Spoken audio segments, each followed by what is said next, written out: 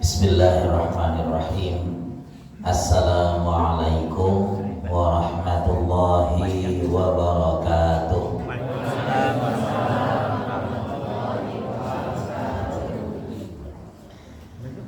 Alhamdulillah, innal hamdalillah nahmaduhu wa nasta'inuhu wa nastaghfiruh wa na'udzu billahi min syururi anfusina wa min sayyiati a'malina. May yahdihillahu fala mudhillalah wa may yudlilhu fala hadiyalah.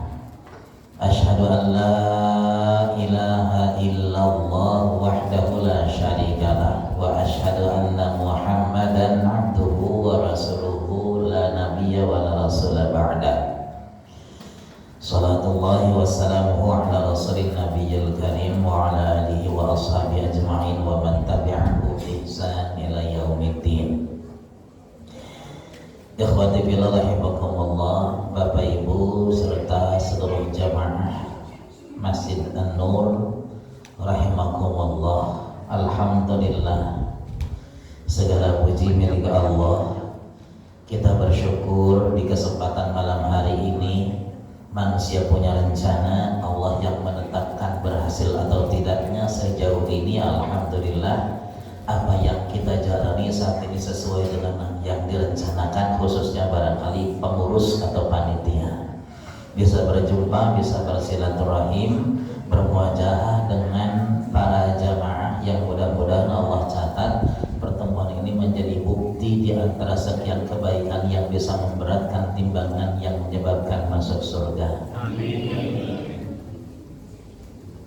Kalau doa jawabannya itu ya. Baik. Gak bisa diganti sama yang lain ya. Ya jangan diganti. Bid'ah nanti namanya. Sekali lagi alhamdulillah.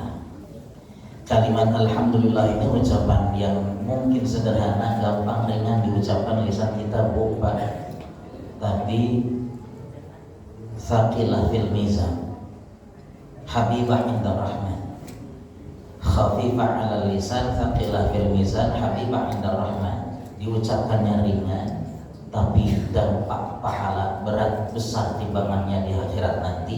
Dan kalimat ini adalah kalimat yang disukai oleh Allah yang Maha Penyayang. Alhamdulillah. Rasulullah pun bersabda, "Ma min 'abdin an'amallahu min ni'matin an'amallahu bi ni'matin wa qala alhamdulillah illa kana ma a'ta afdala mimma akhadha."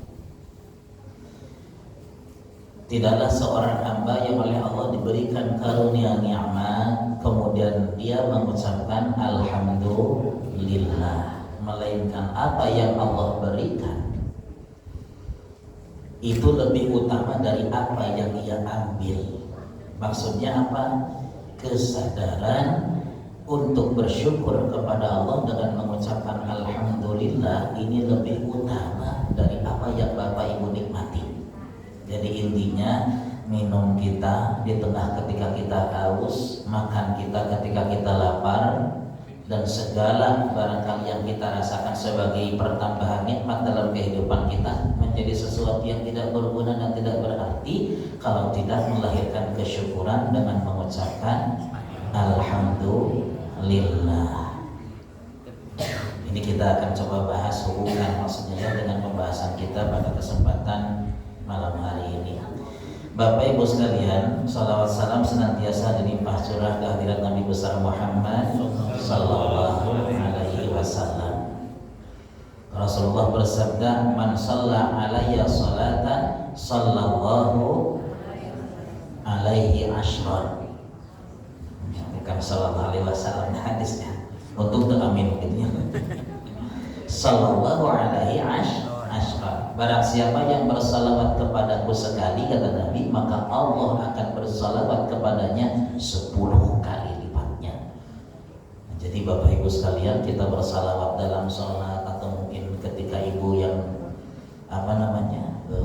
berzikir dan juga membaca salawat, ketika beraktivitas dan sebagainya, insya Allah setiap satu salawat itu mendatangkan 10 salawat dari Allah. Hadis mengatakan bagaimana salawat Allah kepada hambanya yang bersalawat kepada Nabi satu kali dikali 10 itu atau menjadikan 10 khutat alaihi kutibat lahu asyra hasanatin wa khutat anhu asyra khati'atin, katanya dicatat 10 kebaikan dan dihapuskannya 10 kejelekan.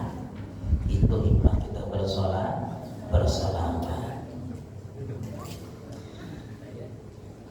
Bapak Ibu sekalian, karena malam ini adalah kaitannya dengan malam Isra Mi'raj, berarti sekarang tanggal 26 malam 27. Tidak ada memang keterangan ya Bapak Ibu bahwa Isra Mi'raj terjadi pada malam 27 Rajab itu ya.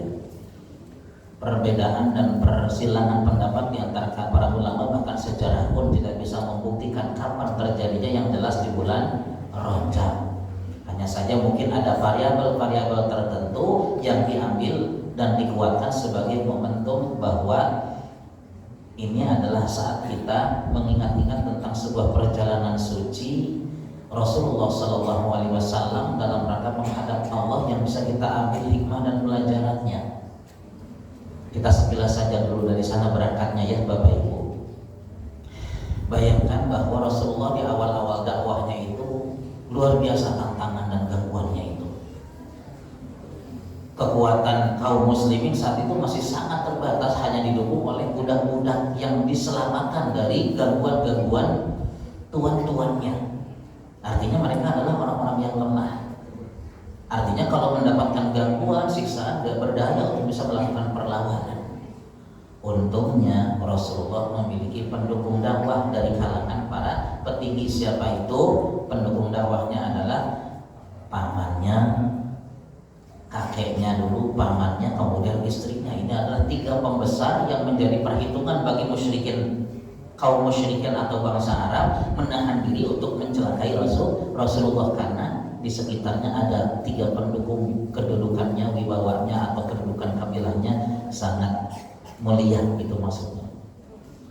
Tapi kemudian para pendukung dakwah ini, Abdul Muthalib kakeknya meninggal, pamannya juga meninggal, Khadijahnya juga meninggal. Maka jadilah di situ merupakan tahun-tahun kesedihan, disebut amal huzni, gelisah Rasulullah, galau, sedih alias gegana. Apa gegana?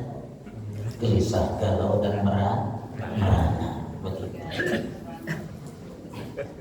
Nah, saat itulah kemudian orang-orang musyrikin Mekah punya kesempatan untuk melancarkan serangan-serangan, menggagalkan dakwah Rasulullah, menyusun strategi, segala sesuatunya dibuat sedemikian rupa untuk menghancurkan dan menghalangi dakwah Rasulullah SAW.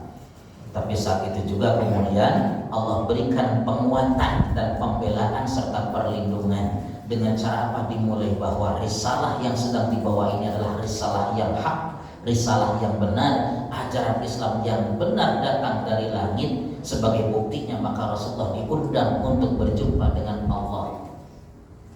Dimulai dari perjalanan yang disebut dengan Isra, perjalanan dari mana? Makkah ke Palestina. Makkahnya di mana posisinya, yang disebut dengan Masjidil Haram, dan pada saat itu belum ada Masjidil Haram. Berangkatnya Rasulullah itu dari rumah bibinya Ummu Hani. Nah, bukan di dekat Ka'bah. Oleh karena itu berangkat dari rumah bibinya Ummu Hani, kemudian itu disebut dalam Al-Quran, tadi dibaca ayatnya, Subhanalladzi asra bi'abdihi lailan minal masjidil haram. Jadi dianggap Rasulullah itu berangkatnya dari rumah Ummu Hani yang bukan area masjid sebenarnya ya, atau belum jadi masjid. Oleh Al-Quran disebut Al-Masjidil Haram. Ini mengisyaratkan bahwa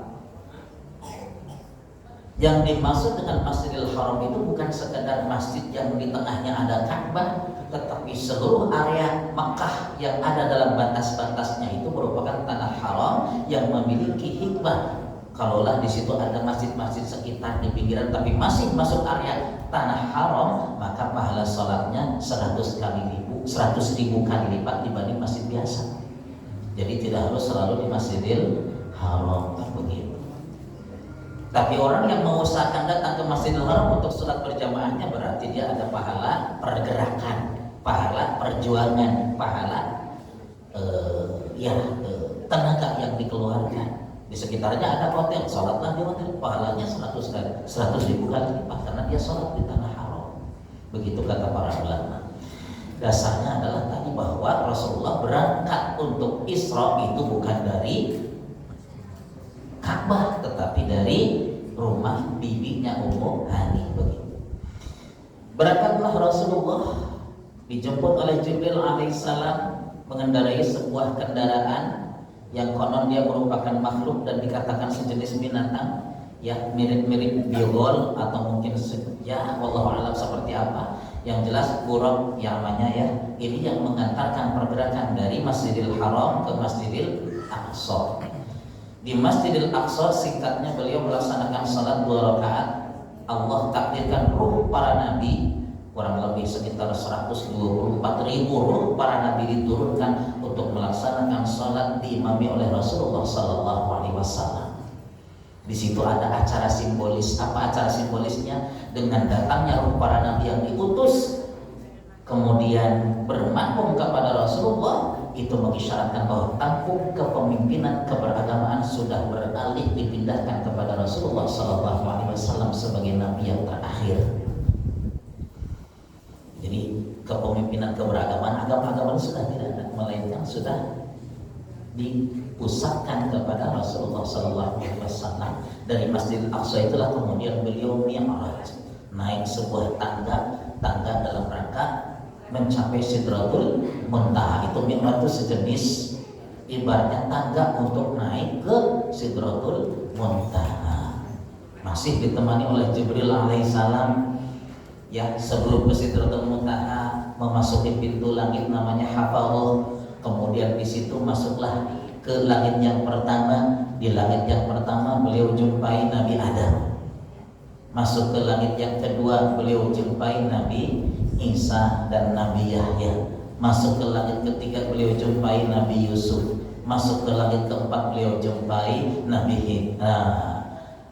Idris. Masuk ke langit yang kelima beliau jumpai Nabi Harun. Yang langit keenam beliau jumpai Nabi Musa. Nah, di sini terjadi komunikasi intens antara Nabi Muhammad, Nabi kita dengan Nabi Musa. Setelah apa? Setelah nanti masuk ke langit yang ketujuh berjumpa di Baitul Ma'mur dengan Nabi Ibrahim. Baitul Ma'mur itu apa ya? Baitul Ma'mur itu ibaratnya kiblatnya makhluk langit dalam rangka beribadah kepada Allah. Sebagaimana di bumi ada kiblat yaitu Ka'bah Musyarrafah, maka di langit yang ketujuh juga ada sejenis Ka'bahnya yang kita sebut dengan Baitul Ma'mur. Sebagaimana Nabi Ibrahim menegakkan Ka'bah di bumi, maka beliau pun tinggalnya di situ di Baitul Ma'mur bersama 70.000 malaikat di sana. Berjumpalah dengan eyangnya, nenek moyangnya Nabi Ibrahim di langit yang ketujuh. Setelah itu kemudian beliau masuk ke Sidratul Muntaha. Nah, sebelum ke Sidratul Muntaha beliau diperkenankan dulu untuk masuk surga.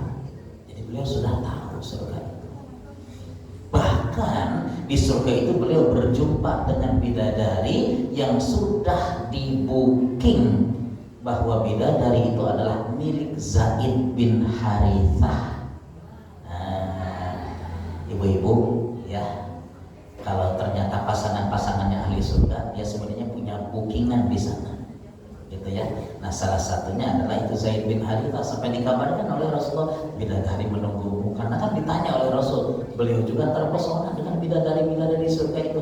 Yang beliau jumpai, siapa engkau, milik siapakah engkau? Aku adalah milik Zaid bin Harithah, katanya. Waduh. Setelah itu baru kemudian Rasulullah Shallallahu Alaihi Wasallam berjumpa dengan Allah, mendapatkan perintah apa? Sholat. Luar biasa ibadah yang satu ini ya, ibu-ibu bapak sekalian. Artinya kita nggak bisa dipandang remeh, nggak bisa dianggap kecil ini masalah sholat ini. Ya, taruhan sukses tidaknya kita di hadapan Allah adalah sholat. Yang paling pertama dihisab apa? Sholat. Jadi ukuran baik benarnya, baik buruknya penampilan kita, baik buruknya akhlak kita, baik buruknya diri kita di hadapan Allah, itu ukurannya adalah sholat. Maka ibadah ini tidak bisa dipandang remeh, karena untuk wajibnya ibadah sholat atas setiap orang-orang yang beriman, sampai Rasulullah diundang langsung berjumpa dengan Allah. Dalam kisahnya 50 waktu, 50 kali itu sholat dibebankan, sampai kemudian turun sampai ke langit ke-6 berjumpa dengan Nabi Musa. Apa yang kau dapatkan? Perintah sholat, katanya. Berapa banyak? 50 kali. Wah, umatmu tidak akan sanggup, umatmu tidak akan kuat, mintalah keringanan kepada Allah, katanya begitu. Oh begitu ya, kan Nabi Musa senior, saran baliklah kepada Allah. Kemudian terjadi diskusi, diturunkan itu sampai 5 waktu, tapi 5 waktu juga setelah dilaporkan kepada Nabi Musa, tetap umatmu tidak akan sanggup, tidak akan kuat, katanya, membawa beban ini. Tapi Rasulullah sudah terlanjur malu kalau harus minta lagi keringanan kepada Allah Subhanahu wa Ta'ala. Nah, ini momen poin pentingnya peristiwa Isra Mi'raj. Nah, sekarang jadilah sholat itu diwajibkan atas setiap orang-orang yang beriman sebanyak 5 kali dalam sehari semalam, dengan jumlah rakaatnya berapa?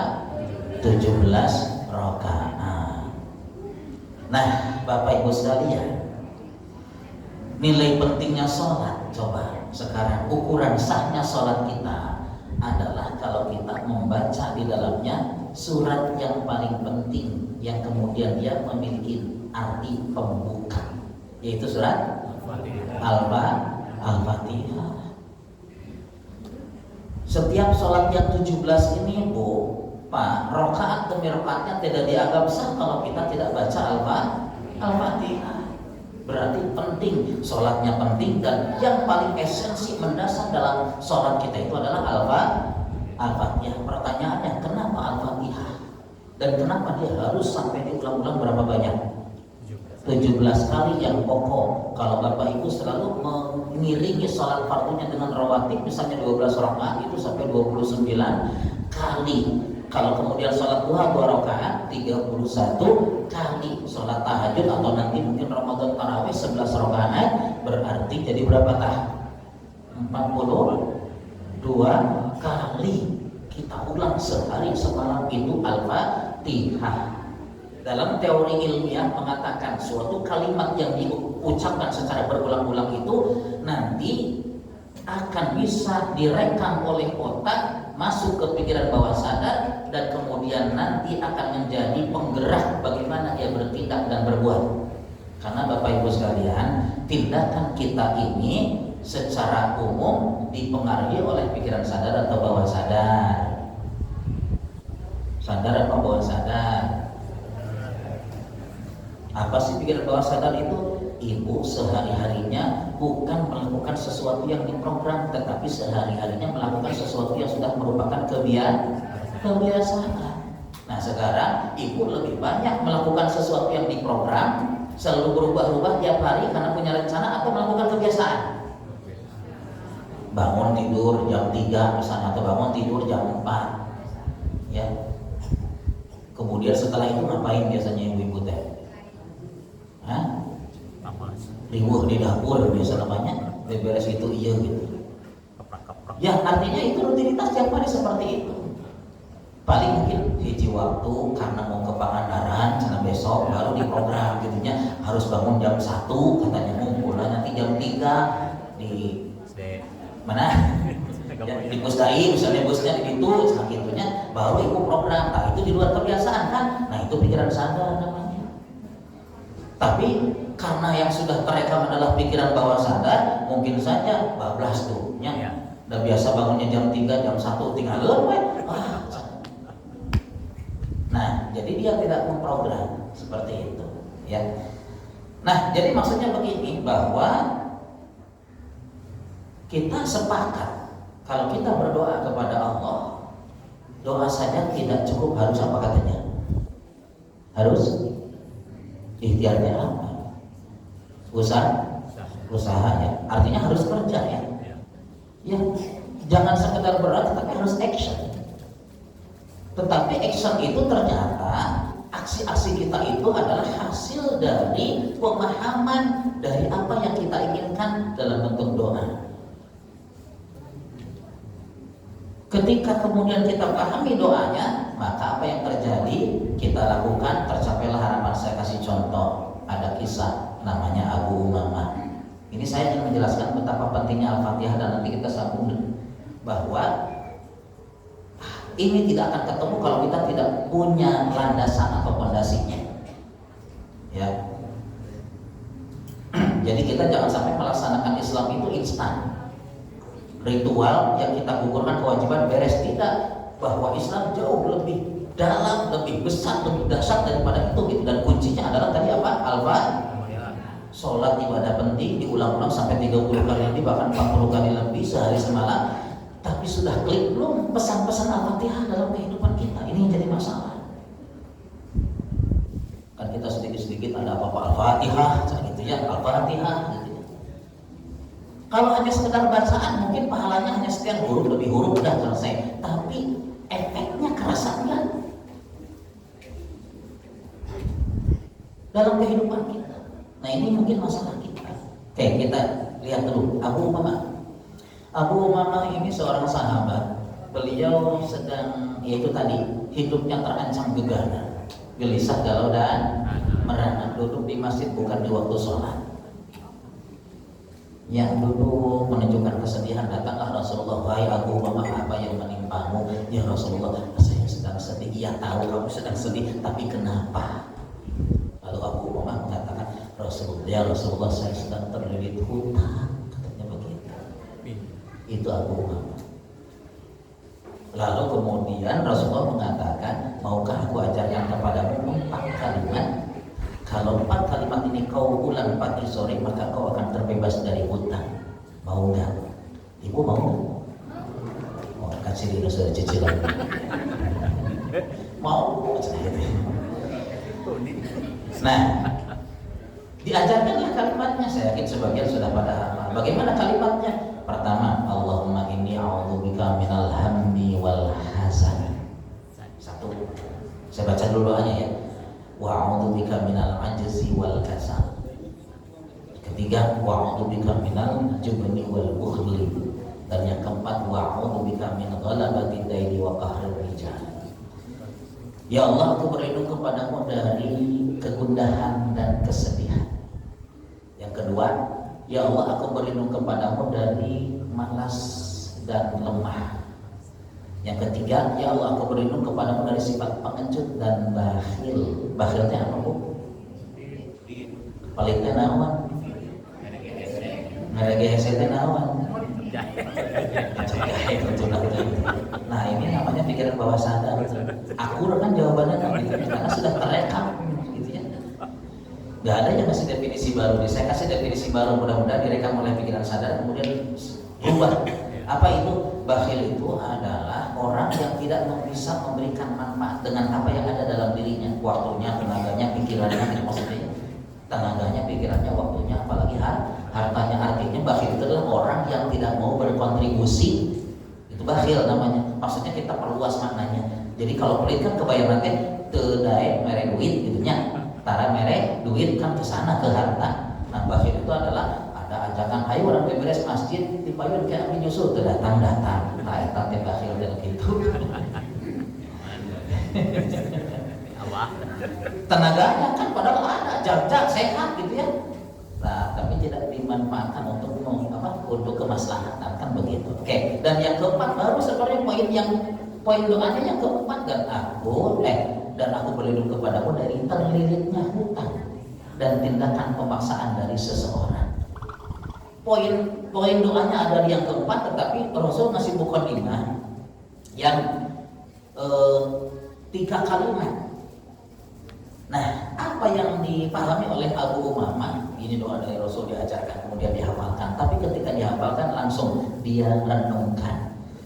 Ya, aku berlindung kepadamu dari kesedihan dan kegundahan. Kalau sesuatu Bapak Ibu minta diperlindungan kepada Allah, berarti itu membahayakan. Kalau Rasul sudah menitipkan sebuah doa, berlindunglah kepada Allah dari apa? Jangan dianggap remeh. Itu berarti membahayakan. sedih, gundah, gelisah, bahagia, itu adalah sejumlah pikiran negatif yang akan bisa membuat kehidupan masa depannya suram. Artinya Rasul ingin apa? Setiap orang-orang yang beriman punya cara pandang yang positif, melihat segala sesuatu secara positif. Kalau positif, maka insya Allah solusi kehidupan terbentang luas di hadapan. Betul nggak? Gitu. Coba kalau ibu sedih gundah masuk kamar kunci, dia belum di kamar, lapar ditahan, ya, udah keluar banyak yang dimana terjadi gitunya, asup geli, kunci geli, ya, menderita. Coba udah berubah suasananya jadi ceria. Saat itu juga insya Allah cair suasananya, kembali harmonis lagi, gitu, ya. Nah, jadi satu, Abu Umamah kemudian menyadari, oh ini Rasul bukan sedang mengajarkan doa, tapi bukan hanya sekedar mengajarkan doa, tapi sedang menegur saya yang sedang sedih, gundah, gelisah. Kata Rasul, gak baik, berlindunglah kepada Allah dari amal yang negatif ini. Berarti saya harus riangkan hati, ceriakan suasana. Pada saat itulah kemudian akhirnya dia pun beranjak, berdiri. Yang tadinya gundah gelisah duduk-duduk saja nggak ulang, jentul debuku, berdirilah. Setelah berdiri, mengingat doa yang kedua, wa'udzubika minal ajzi wal kasal, dan aku berlindung kepadamu dari lemah dan malas. Iya ya, aku duduk-duduk di sini mengesankan lemah di pagi hari, adanya juga orang keluar dari rumah pergi kemana beraktivitas. Kalau dulu mau berenangnya keluarnya ke pasar, ada yang jual, ada yang beli. Yang jual punya jongkok di pasar, ada barang yang dijual, yang datang yang akan membeli, hiruk pikuk rame. Tuh kan, dening hari udah berdiri, kemudian dia keluar. Maksudnya menghilangkan sifat malas dan lemahnya, artinya langsung action. Dengan doa itu beliau langsung action gitu ya, langsung beliau amalkan. Jangan lemah, jangan malas, bahaya ini. Berarti berdiri, segera keluar. Baru idenya, iya, dan tiap hari melihat orang lalu lalang, tapi baru kepikiran akhirnya bahwa mereka itu adalah orang-orang yang sedang berjihad untuk menyongsong rezeki Allah. Akhirnya ngirim mereka pasar. Tapi kan manehna boga jogon tuh, dek barang beli oke itu bisa, ada aya duitna, betul? Ingat doa Rasul yang ketiga apa itu? Wa'udzubika minal jubni wal bukhli, aku berlindung kepadamu dari sifat pengecut dan bakhil. Apa yang ada dalam pikirannya? Oh, kalau begitu apa yang saya bisa kontribusikan untuk orang-orang yang sedang transaksi? Rupanya ada sekelompok orang yang merasa barang bawaannya banyak. Langsung dia beranikan diri, hilangkan sifat pengecut, tawarkan diri, mari saya bantu, gak usah apa. Nah, dia komitmen untuk apa? Memberi manfaat, dan dia komitmen tidak akan menerima upah. Karena ingat pesan Nabi, jangan bakhil. Saya saatnya hari ini punya tenaga, ini yang bisa saya berikan manfaat untuk sesama. Seharian dari pagi sampai sore ia lakukan begitu, setiap hari akan diberi upah. No, ditolak. Ternyata sikap ini ada yang mengamati. Wah, ini orang cekatan, gesit, bantu orang, dan setiap kali dikasih upah dia menolak. Berarti tipe orang jujur, kayaknya cocok saya pekerjakan. Tuh kan? Akhirnya dipanggil lah. Kamu punya pekerjaan? Tidak. Kamu siap bekerja dengan saya? Apa itu? Ya, bawa barang setiap satu pekan nanti akan diupah. Siap. Bekerjalah dia. Ketika bekerja dia di akhir pekan diupah, upahnya disisihkan untuk kebutuhan dirinya dan untuk menutupi hutangnya. Tercapailah doa Rasul yang keempat, dan aku berlindung kepadamu dari terbitnya hutang dan tindakan pemaksaan dari seseorang debt collector. Karena hutangnya bisa kebayar. Nah, pertanyaannya, itu doanya dikabulkan Allah enggak? Dikabulkan enggak? Dikabulkan tidak Bapak, Ibu? Dikabulkan, tapi bagaimana cara pengabulannya? Pesan-pesan doa dipahami, kemudian dia melahirkan tindakan. Nah, begitu maksudnya kalau kita berdoa. Kan kita sudah punya dalilnya, doa saja tidak cukup, harus usaha. Mana dalilnya? Kita mengecil usaha. Nah, udah 153 Al-Baqarah. Ya ayyuhalladzina amanu ista'inu bis-sabri was-shalah. Innallaha ma'as-sabirin. Wahai orang-orang yang beriman, kalau kita yakin dengan konsep syariat ini, dengan ajaran Islam ini, dengan ajaran doa yang diajarkan oleh Rasul ini, maka mulailah ista'inu, minta pertolongan. Siapa yang dulu minta pertolongan? Allah. Allah. Ketika Allah nyuruh kita minta pertolongan kepadanya, kira-kira Allah bakal mengabulkan tidak? Bakal mengabulkan tidak? Ya iyalah. Masa nyuruh kita minta tapi Allah tidak akan memberi? Berarti mata oke urang tadi titah ku Allah teh karena Allah ingin memberi. Ista'inu, tapi bagaimana kita akan dikabulkan? Bisabri, satu dengan sabar. Sabar itu apa? Usaha, kerja keras, ketekunan, keulatan, perjuangan, pengorbanan, itu sabar. Wassalat, as-salat lugatan bimana ad-du'a. Salat secara bahasa artinya doa. Dari usaha, perjuangan, pengorbanan dengan doa disatukan, akhirnya terwujudlah harapan. Begitu cara Allah mengabulkannya. Maksud saya, kalau Al-Fatihah kita rekam poin demi poinnya menjadi prinsip-prinsip dan landasan kehidupan kita, hebat hidup kita. Karena Allah sampai menitipkannya dalam ibadah yang paling pokok. Didatangkan Rasulullah, berjumpa dengannya di Sidratul Muntaha gitu ya. Dan Sidratul Muntaha itu gak bisa dimasuki. Jibril dari mulai dunia mendampingi Rasul, tapi kalau sudah di sana mundur Jibril. Rasulullah semakin gelisah. Tadi mah regrutnya didampingi Jibril, tapi pas sudah di Sidratul Muntaha mundur Jibril. Kenapa? Allah tidak mengizinkanku. Kalau aku memaksakan masuk, aku akan terbakar. Kaget Rasulullah. Tapi akhirnya ya akan berjumpa dengan Sang Maha Pencipta, mendapatkan perintah sholat itu tadi. Maka jangan dianggap remeh. Di dalam sahnya sholat kita ada Al-Fatihah. Nah ini berarti ibu-ibu bapak yang harus dipahami ya. Jadi Al-Fatihah itu sebenarnya prinsip-prinsip akidah kita, termasuk nanti bab ukhuwahnya ada, kita akan jelaskan. Dasarnya Al-Fatihah saja lah dulu ya.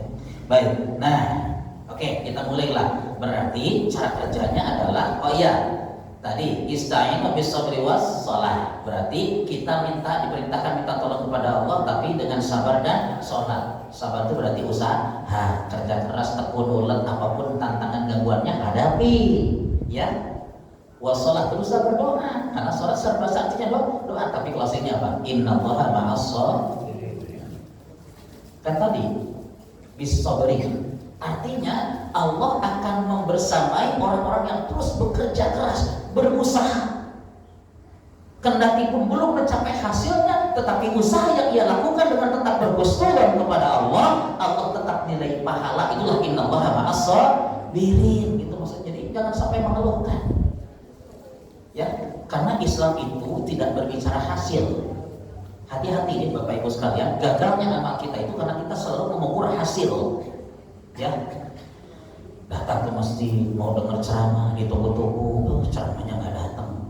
Sampai kemudian bubarnya panas terus tinggalkan itu caranya pek itu datang sama nyawa itu mau datang, kira-kira pahalana aya mual kan gitu kuku lutus. Tapi kalau ini takdir Allah ya, Allah tidak menghadirkan penceramah ke sini. Kenapa? Karena penceramah ini nanti di sini akan membahas tentang bab sabar. Ibu-ibu sudah banyak ilmunya tentang sabar, tinggal praktek. Itu maksudnya cek Allah kayak gitu. Diuji dah, padahal kapal itu, oh ini hanya gue cenah sabar dulu, cenah sih gampang. Tah eta maksudnya mah ngahaja tadi hadir gede karena ibu sudah bilang begitu, jadi tinggal praktek, jadi harus sabar gitu maksudnya. Karena insya Allah pahala berkurang, betul tidak? Nah tapi kadang pun nafsu teh manusia ini akibat tidak paham konsep. Tidak paham prinsip. Oke. Amal-amal kita ibu bapak ya nyaris hancur. Gak ada nilai juga di hadapan Allah nih. Selama ini kita bekerja, beraktivitas, ibadah dan sebagainya. Ini kasih contoh nih ya. Bapak ibu, taruhlah sedang hadas besar. Ya kita baru bisa ibadah kalau kita mandi besar. Ya. Terus sebut sajalah Bapak Ibu tadi berhadas besar kemudian mandi tapi terniat sah kemandian. Tidak niat nggak mandi betul tapi nggak niat itu sedang mandi besar, sah nggak mandinya? Sah nggak? Enggak ya? Air mandi nama mandinya sah kan? Karena terlihat jadi tidak mensucikan dari hadas besar karena Padahal Jibril sama mandi. Tapi lagi hadas besar, ya. Udah teh mah terburu atuh ieu urang ka eta sakola bade berenang sakitunya ngajarkeun teh. Diantarkeun ka kolam renang. Kabita hayang milu renang. Alang can mandi besar niat dirinya. Celong hanya di itu udah bisa sholat. Karena itu niat. Anjlok kepala. Karena syarat mandi besar itu cuma dua rukunnya ya. Satu niat, dua isarat. Apa isaratul ma, mengalirkan air ke seluruh tubuh dari mulai pangkal ke ujung gitu ibaratnya. Kena air semuanya. Beres sudah. Makanya sebenarnya mandi wajib itu cukup ku ukuran ember anu 3 liter cukup. Oh, air perlu so san sampoan, san naon teh. Masker naon segala rupa ini gitu ya. Kan syaratnya cuma itu sebenarnya mah. Jadi kalau kurang cairna sebenarnya tilu gayung oge cekap. Yang penting semua kena basah gitu seperti itu. Ya, ribet sebenarnya. Nah, jadi maksudnya sesuatu nilai dari pelaksanaan syariat ini akan menjadi sesuatu yang sah di hadapan Allah kalau semuanya bermula dari niat. Nah, makanya Bapak Ibu sekalian ya, apapun yang kita kerjakan semuanya bermula dari niat dalam rangka ibadah kepada Allah. Insya Allah itu akan menjadi nilai di hadapan Allah. Kalau tidak ada niatnya, maka itu hanya sekedar amal yang yang mengalir begitu saja dikerjakan. Dan kunci pengikatnya apa? Kita lihat ke Al-Fatihah diawali dengan lafaz Bismillah. Coba apa artinya Bismillahirrahmanirrahim? Nah, kalau arti sudah pada pintar ya, Bismillah. Dengan ismi nama Allahi Allah. Bismillahi dengan nama Allah Ar-Rahman yang maha pengasih, Ar-Rahim yang maha dibalik dengan naon. Ar-Rahman dengan Ar-Rahim akar katanya sama, cuman Ar-Rahman biasanya ditekankan oleh para ulama maknanya adalah kasih sayang Allah yang Allah limpahkan kepada seluruh makhluk. Kalau manusia mukmin kafir dia dapat sifat rahmannya Allah, tapi kalau Ar-Rahim hanya akan Allah berikan kelak di akhirat untuk orang-orang yang beriman kepadanya. Nah, udah paham ya tadi Bismillahirrahmanirrahim. Tapi kalimat yang kita ulang-ulang kita ucapkan sejatinya merupakan komitmen dan janji kita di hadapan Allah, Bapak Ibu sekalian. Janji untuk apa? Janji untuk usaha. Bismillah, Al-Fatihah diawali dengan Bismillah, dengan nama Allah. Bapak Ibu, kalimat yang diawali dengan itu kata keterangan, bukan kata utama. Kalau saya katakan dengan pulpen atau langsung ibu mencoba berpikir, oh menulis dengan menyambung dengan batu. Nah, coba. Saya melempar anjing dengan, berarti kalimat yang diawali dengan itu kata-kata keterangan harus ada pembukanya. Makanya para ulama menjembatani ketika kita membaca Bismillah itu terlintaslah dalam benak orang yang membaca abtadi'u hadzal amal Bismillahirrahmanirrahim. Saya memulai amal ini, perbuatan ini, aktivitas ini dengan nama Allah. Jadi apapun yang Bapak Ibu kerjakan, koneksikan dengan Allah, baru dapat Ar-Rahman dan Ar-Rahim. Tidak dikoneksikan dengan Allah, hanya sekedar kesibukan dunia saja. Itu prinsip keimanan pertama. Apapun yang kita perbuat, koneksikan, hubungkan. Makanya sepakat, walaupun hadisnya lemah, tapi para ulama sepakat ini. Kenapa? Sebab didukung dengan dalil-dalil yang kuat. Kullu amal tibadin la yubda bi basmalah bahwa abtar. Setiap perbuatan apapun yang tidak diawali dengan menyebut nama Allah, maka terputus mulai berkahnya. Rugi nggak? Rugi. Pakai pakaian apa susahnya? Bismillah. Mau minum apa susahnya? Bismillah. Mau ngaca apa susahnya? Bismillah. Bahkan mau masuk ke WC itu diawali dengan menyebut nama Allah, minimal Bismillah. Kata Nabi apa? Siapa yang masuk ke WC-nya dan dia menyebut nama Allah alias Bismillah, maka Allah akan jadikan hijab penghalang antara auratnya dari pandangan jin. Tidak menyebut nama Allah, jin nonton. Bapak Ibu, jin itu sangat senang dengan aurat manusia. tanda kutip sejelek-jeleknya manusia tetap disukai jin. Makanya pastikan di tempat-tempat privasi ketika kita menanggalkan pakaian selalu ingat menyebut Allah Bismillah. Pastikan itu. Wa yarawnakum huwa wa qabiluhum min haitsu la tarawnahum, kata Allah dalam surat Al-A'raf, mereka itu menyaksikanmu, melihatmu di mana kamu tidak bisa melihat mereka. Tapi penghalang di tempat-tempat privasi itu adalah menyebut nama Allah. Pastikan masuk rumah baca Bismillah, tutup pintu baca Bismillah. Siapa yang membaca itu, kata Nabi, setan itu udah ngumpul di luar tuh. Ya, mereka berkerumun. Kalau kita mau masuk rumah tuh mereka udah nungguan ingin ikut masuk. Tapi kalau kita masuk baca Bismillah, dia tertahan. La mabita fi hadzal bait, tidak ada tempat menginap di rumah ini. Ayo bubar balik. Tapi kalau kita masuk aja ya, kemudian ya lupa menyebut nama Allah, Inuh setan rumah kita. Ini kata Nabi. Kita mau pergi apa yang kita baca? Dari rumah ke pasar Bismillahi sanes bismika, kita pada sana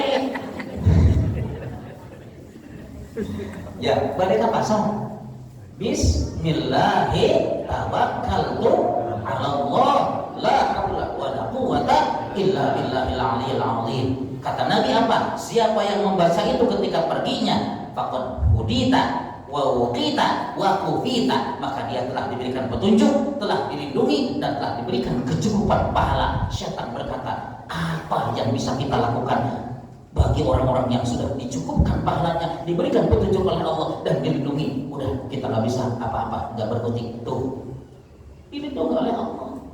Itu hikmahnya. Prinsip kita tuh sholat, baca Al-Fatihah supaya apa? Satu, sebagai seorang mukmin selalu hubungkan apapun yang kita perbuat, dari mulai perbuatan besar sampai kecil, dengan Allah. Bismillahirrahmanirrahim. Kerja kita di pasar, kerja kita di kantor, mau ngetik semuanya awal dengan Bismillahirrahmanirrahim. Maka itu jadi Ar-Rahman dan jadi Ar-Rahim. Maksudnya apa? Jadi aman nyaman dunia, tapi juga jadi berkah akhirat. Tidak kurang, kita baca tuh pesan-pesannya diulang-ulang. Maksudnya Al-Quran itu kan disimpan, Al-Fatihah itu disimpan di Al-Quran ya. Di mana? Surat pertama. Sebagai apa? Pembuka. Tapi dia dititipkan dalam bacaan sholat. Sholat itu ada dalam kehidupan kita. Jadi dalam Al-Quran sebagai pembuka, di dalam kehidupan sebagai pembuka kehidupan.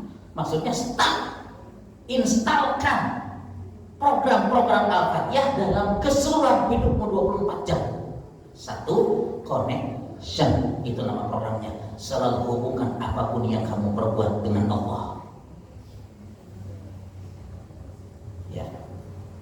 Kata Nabi, siapa yang berdirinya dan mengucapkan Bismillah, maka malaikat akan melindunginya dari orang-orang yang akan menyebar fitnah kepadanya.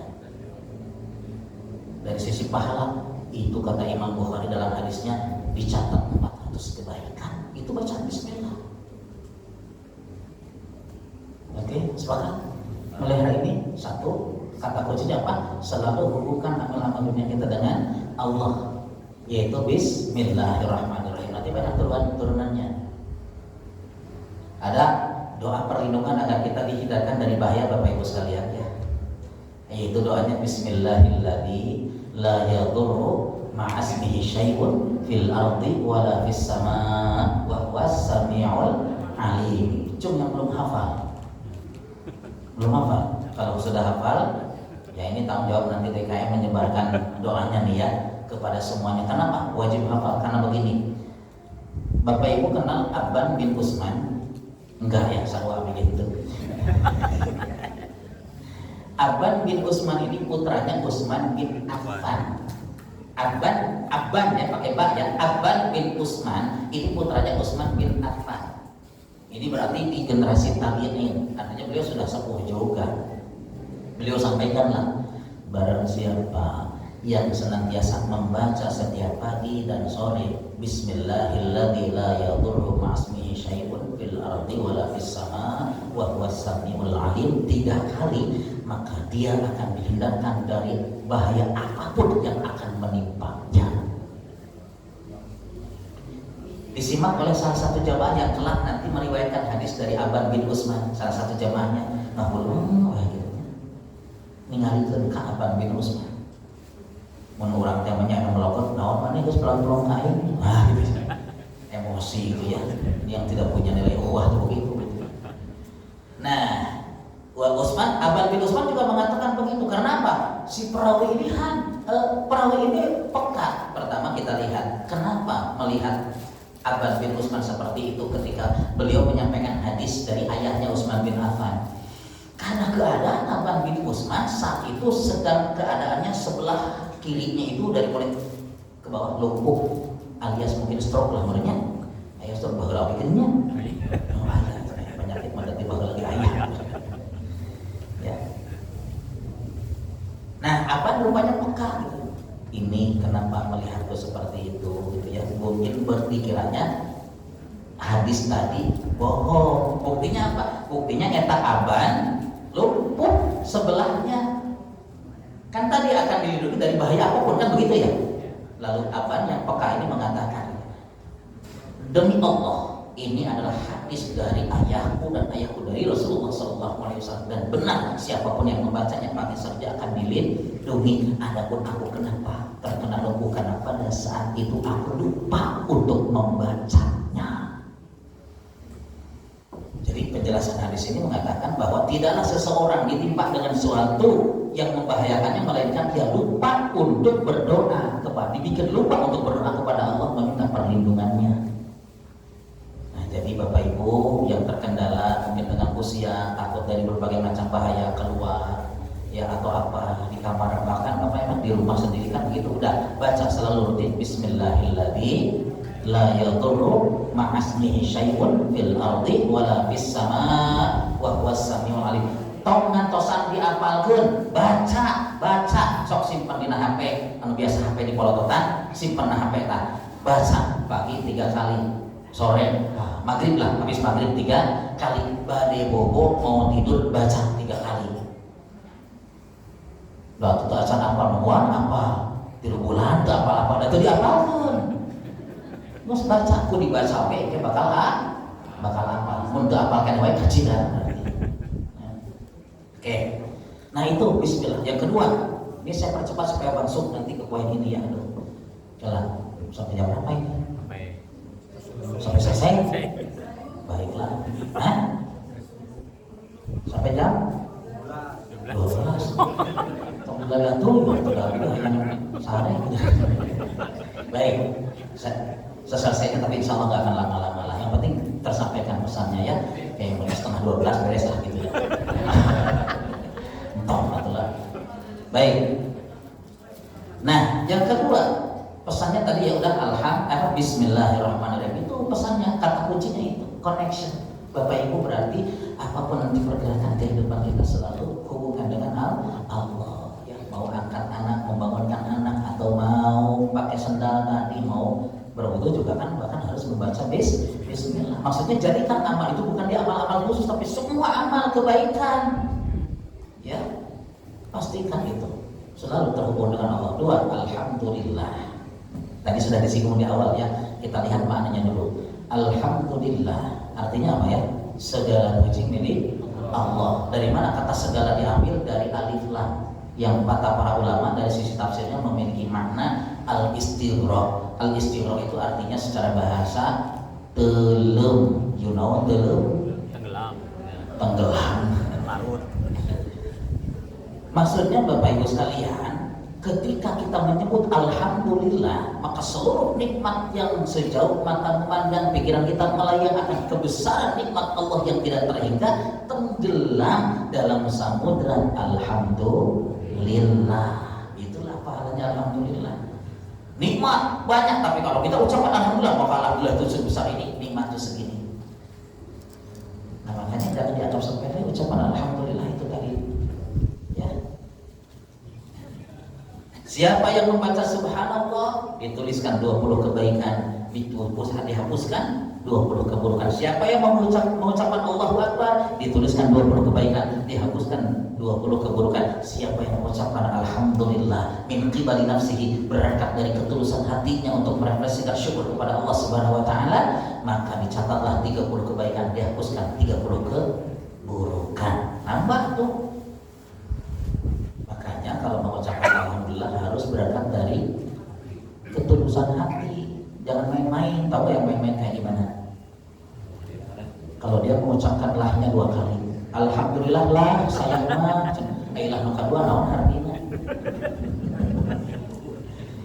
Nah, lamun di ibu-ibu aya nu kadua gitu tadi yang Alhamdulillah lah, nah itu jangan begitu, itu berarti main-main ya. Alhamdulillahirabbil alamin. Berarti dari sini insyaallah itu jadi berkah. Yang kedua, ada yang mengatakan begini, Alhamdulillahnya teh cenah gitu. Itu artinya apa? Itu mengganti kata untungnya teh gitu maksudnya. Maka bukan memuji Allah itu. Hati-hati itu maksudnya. Nah, jadi pastikan Alhamdulillah itu memang memuji Allah. Dan dengan tenggelamnya dalam lautan pujian kepada Allah, karena Allah Maha Sempurna. Ada cacat gak Allah? Ada kekurangan gak? Ada kelemahan gak? Gak ada. Nah, kalau kita yakin Allah gak ada kelemahan dan kekurangan, ketahuilah setiap apapun yang kita alami itu terjadi atas izin Allah. Apapun yang kita alami terjadi atas kehendak Allah. Apapun yang kita lakukan itu semuanya ada dalam skenario Allah. Kalau sudah dalam skenario Allah, ketahuilah Allah menginginkan kebaikan untuk kita, walaupun hasilnya dalam sudut pandang kita buruk. Maksudnya apa? Kalau orang selalu mengucapkan Alhamdulillah, memuji Allah, berarti Allah nggak ada kelemahan dan kekurangan. Maka jangan sampai mengeluhkan keadaan. Alias harus berprasangka baik kepada Allah dan bersikap positif dengan apa yang terjadi. Karena yang terjadi itu terjadi atas izin Allah. Maksudnya di sini orang yang selalu mengucapkan Alhamdulillah selalu berprasangka baik kepada Allah, berprasangka baik dengan kehidupan yang dijalani. Badai sahwai fenomena itu sudah ditakdirkan Allah, terima saja. Tong samutut, kukurutus, paslon ente, menang, diberi duit ente, dijadikan pejabat ente, nama kejeng sedih segala. Nah, gitu ya. Tapi yang paling penting pastikan ketika memilihnya dalam rangka Bismillah. Maksudnya dalam rangka mengharapkan ridho Allah, tanggung jawab bahwa kita peduli untuk membangun bangsa ini melalui pemimpin-pemimpin yang menurut sudut pandang kita dia bisa bertanggung jawab. Intinya begitu. Jangan main-main di sini. Kalau main-main asal wae naonnya itu kancing coblos sama seberapa. Oh, kan bingung tuhnya. Coblos gitu main-main. Lamun salah dosana 5 tahunan. Hah? Dosana 5 tahunan, taubatna hese. Tapi kalau misalnya niatnya tulus, hasil pertimbangan, bukan provokasi dari siapapun, bismillah saya yakin bahwa presiden ini bisa membawa kehidupan masyarakat dalam berbangsa bernegara yang baik, aman, nyaman, tentram. Insya Allah, bismillah, colok, misalnya ya. Jangan semuanya dicolok satu-satu. Namun semuanya dicoblos, muasah suara. Jadi dari semua masalah harus dicoblosnya cuma satu. Lamun dicolok di luar anak dosa ya, rugi kan ya. Ya maksudnya silakan apa saja, yang penting adalah niatnya benar. Salah hari PTK ditunaknya kita udah awalnya dengan niat yang benar, tidak tanggung dosanya kalau begitu karena caranya benar ya. Itu bagian daripada ijtihad yang kita tetap dapat pahala satu. Jadi itu salah. Gimana kalau yang kita pilih itu ternyata salah? Lamun ketika milihnya bukan niatnya karena Allah dan salah, dosa. Lamun ketika milihnya karena Allah tapi salah, itu dosa. Tapi kalau misalnya milihnya bukan karena Allah tapi benar, juga salah, dosa. Jadi semuanya kembali ke niat. Pastikan benar niatnya, gitu maksudnya. Oke, lanjut. Alhamdulillah sudah. Alhamdulillahirabbil alamin. Lanjut tadi biar cepat ya. Ar-Rahmanir Rahim. Diulang lagi. Tadi kan udah ada. Ar-Rahmanir Rahim. Artinya apa nih? Bersikap positif, berprasangka baik kepada Allah itu kunci agar setiap amal-amal kita sah nilainya. Kan tadi saya bilang ya, datang ke sini penceramah tuh aya kok bulutus satu jadi duduknya dia 2 jam ya di masjid, jalannya dia yang tadinya sudah ada dalam permohonan ampunan dan rahmatnya malaikat semuanya jadi dihapus karena tidak berprasangka baik. Ya, saya pernah mengimami sholat Idul Adha. Udah gitu ceramah selesai, ngajar ya teman duaan ibu-ibunya bergen datang, Ustaz salah, hatur nuhun kata belum ada sebagainya atau hal maka nanti maksudnya mungkin tausiah dan ininya. Tapi hanya kal, awal itu hanya kal, sholat nggak teuing. Ibu tadi datang tuh sholat, aduh hanya kal. Ibu punya dios gitu, jadi perjuangan ibu ketika sholat takutnya jadi hapus pahalanya. Ngan saukur menemui saya untuk melampiaskan gitu. Penasaran eta, ampun aja begitu ya. Makanya apapun yang sudah dialami, ambil hikmah dan bersikaplah positif, insya Allah jadi baik. Itulah Ar-Rahman. Di akhiratnya juga jadi berkah Ar-Rahim. Tapi kalau kita menerutuk mendobol ke bulutus dongkol, selesai sudah Ar-Rahman jadi berat hatikannya.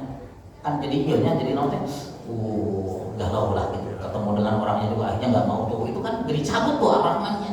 Karena kita bisa bersikap lembut terhadap sesama itu adalah fabima rahmatin minallahi lintalahum 159 surat Ali Imran. Hanya dengan rahmat Allah kau bisa bersikap lembut. Artinya sikap harmonis terhadap sesama itu adalah karena rahmat Allah. Allah ingin mencatat sikap itu menjadi bagian yang bisa menjadi keberkahan di akhirat. Begitu.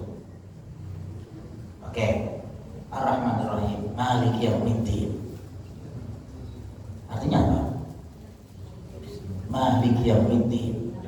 Apapun yang menjadi orientasi hidup kita, pastikan bahwa apa yang kita lakukan itu bukan untuk mencapai target-target dunia, tetapi Maliki Yaumiddin, dia Allah sang penguasa di hari pembalasan. Itu maksudnya. Jadi ayat ini adalah orientation. Kalau Ar-Rahmanir-Rahim motivasi. Ya, kalau Alhamdulillahirrahmanirrahim positive action. Nah, kita pakai bahasa-bahasa gaul seperti kan kita lagi zaman istilah-istilah ya. Gitunya kudu gaya seperti ya. Gitu ya. Oh, SCI, singkatnya itu kira-kira gitu ya. Nah, ini kita biar semangat anak muda gitu ya seperti itu. Nah,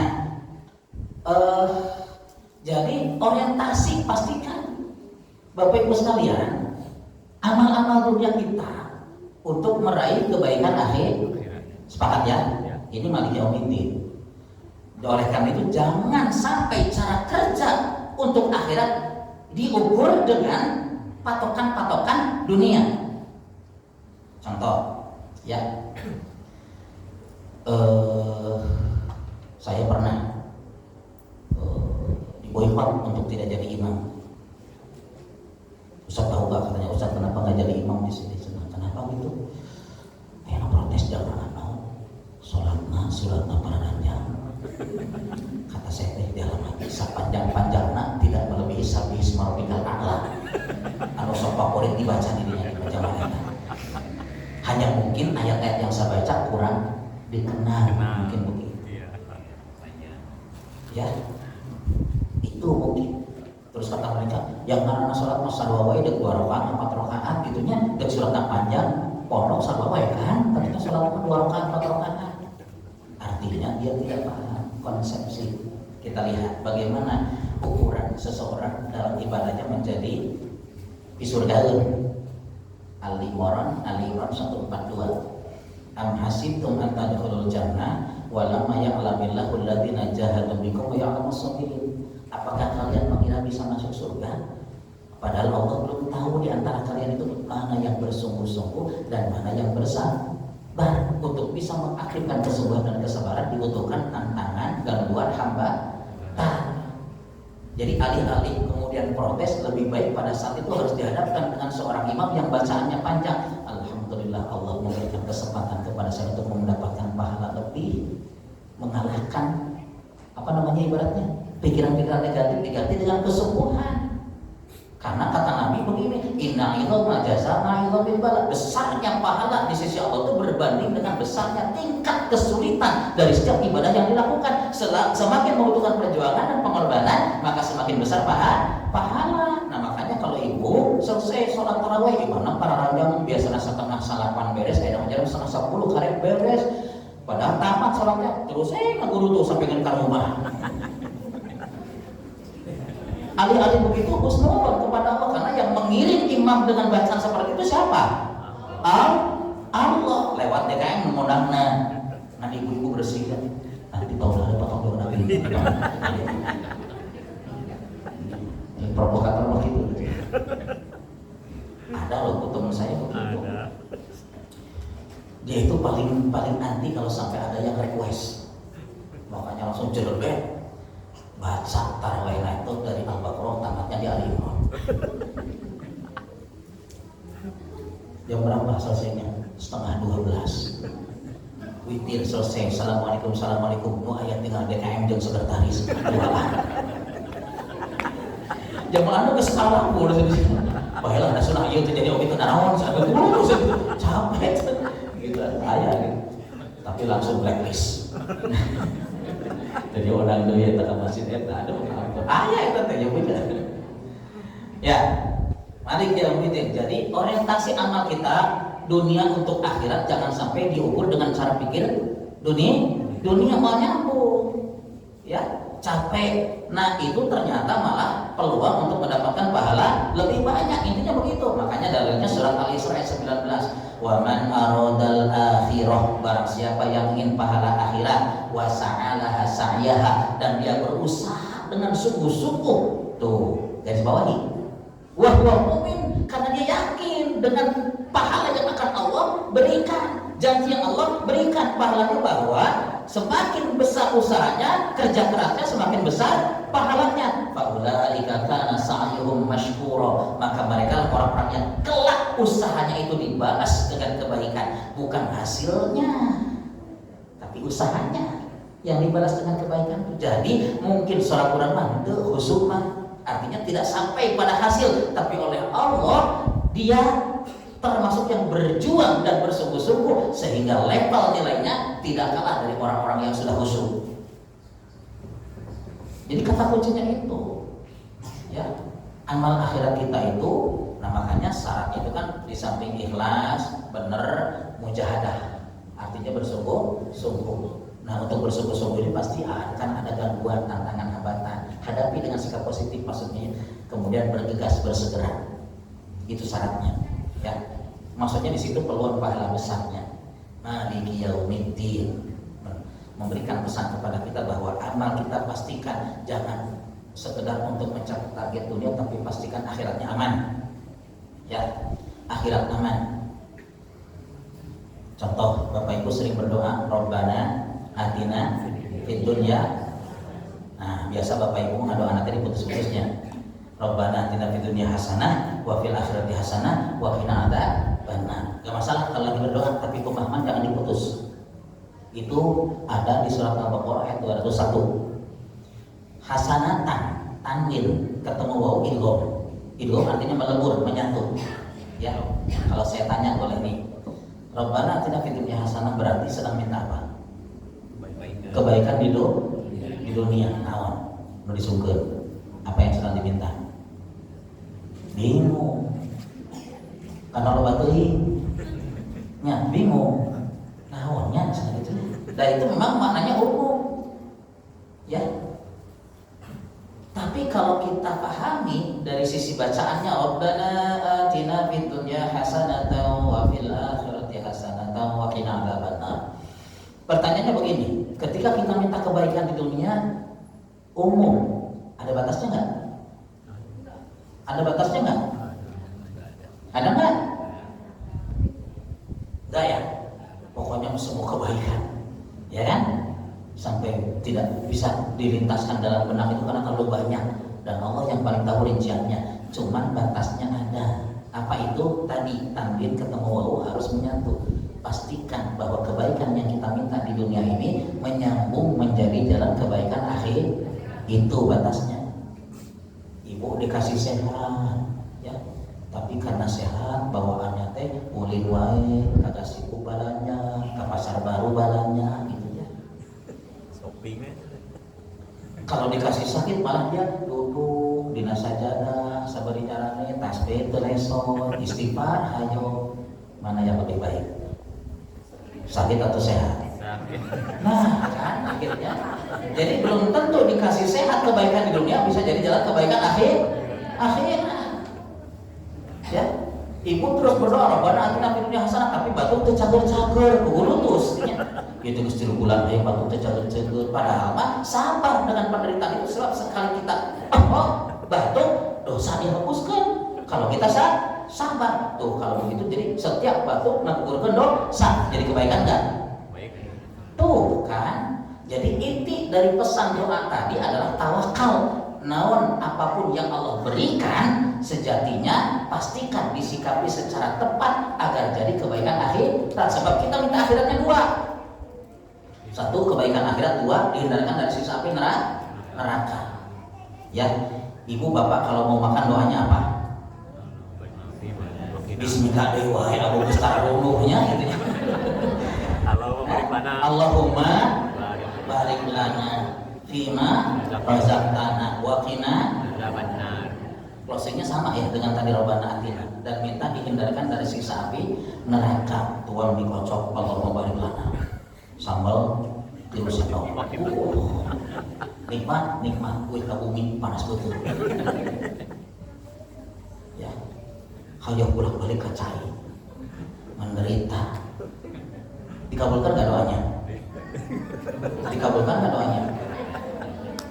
Enggak ya? Jangan salah. Tadi ibu baca apa? Wakina ada. Artinya apa? Hindarkan kami dari siksa api. Untuk bisa terhindar dari siksa api neraka, ibu butuhkan pengampunan atas dosa. Sakit itu menggugurkan dosa. Dikabulkan kan doanya, betul nggak? Artinya Allah sedang melihat dari sisi itu. Cik sabar tuh, sebab itu sakit perut bisa menggugurkan dosa. Bahkan kalau sampai meregang nyawa gara-gara sakit perut, syahid langsung masuk surga. So, mending isuk bisa dari kocok deui atau mending syahid.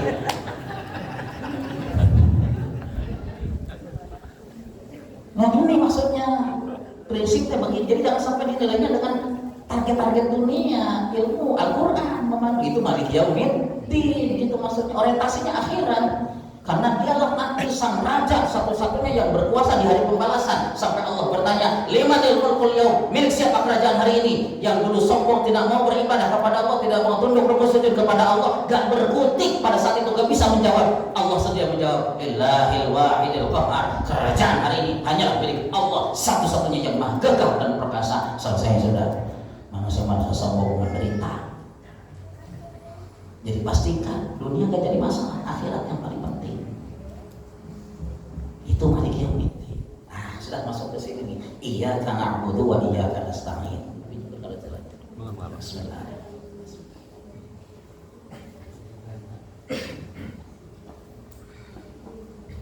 Mari kita pahami. Iyyaka kepadamu. Na'budu kami beribadah. Na'budu itu kami beribadah.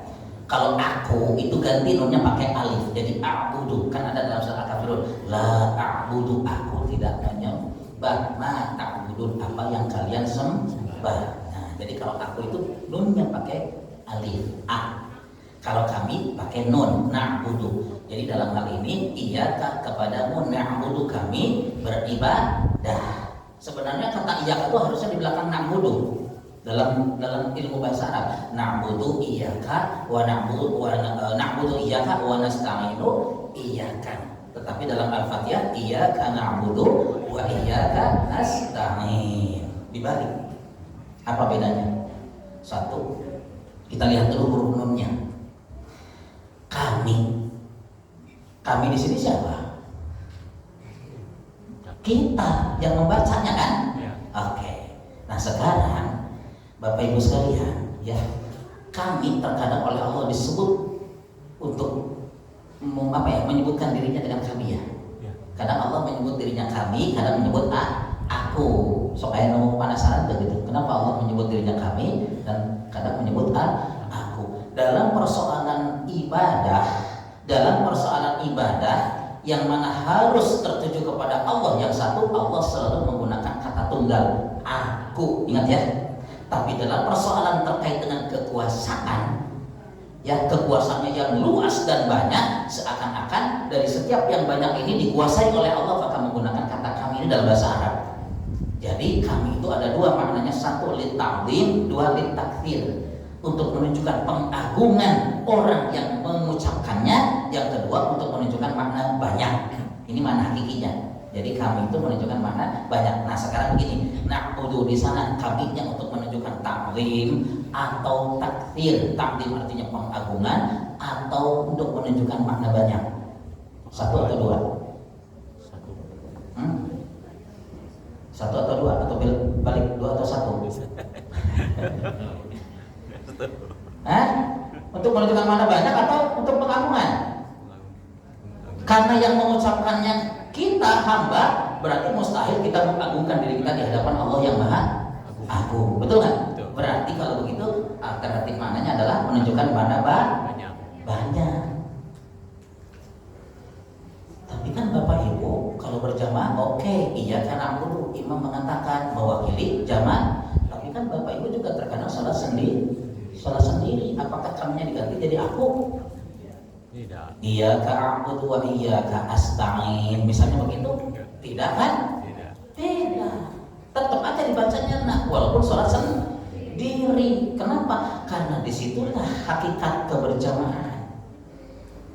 Dalam ayat itu adalah karena kita sedang beribadah kepada Allah, berarti kita harus merendahkan diri dan hati di hadapan keagungan Allah. Fix ya, harus merendah. Bagaimana cara merendahnya? Cara merendahnya adalah ketika kita sholat sendiri kita tetap baca na'budu.